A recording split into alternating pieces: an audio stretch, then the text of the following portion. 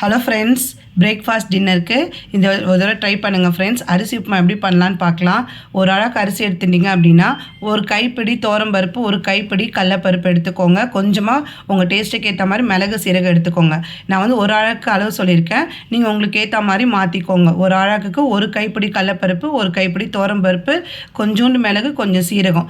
அரிசி தனியாக நொய் மாதிரி உடச்சி எடுத்துன்னு வரணும். அதேமாதிரி பருப்பு, மிளகு, சீரகம் சேர்த்து நொய் மாதிரி உடச்சி எடுத்துன்னு வந்து ரெண்டும் கலந்து வச்சுக்கிட்டு பாருங்கள். கலந்து எடுத்துன்ட்டேன்.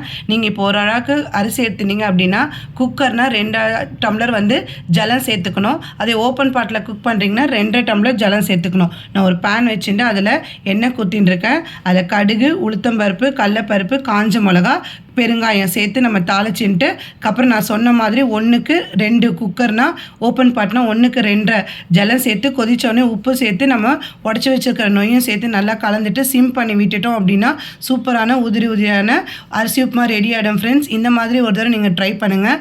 அடுத்தது நம்ம சட்னிக்கு ரெடி பண்ணிக்கலாம். ஒரு பேனில் எண்ணெய் ஊற்றிட்டு கடுகு, உளுத்தம்பருப்பு, கடலப்பருப்பு, காஞ்ச மிளகா, அப்புறம் தக்காளி, வெங்காயம் 3, தக்காளி ஒரு 5 எடுத்துக்கோங்க. நல்லா உப்பு போட்டு நல்லா வதக்கின ஸ்மாஷ் ஆற வச்சு அரைச்சி எடுத்துனா சட்னி ரெடி. தேங்க்ஸ் ஃபார் வாட்சிங்.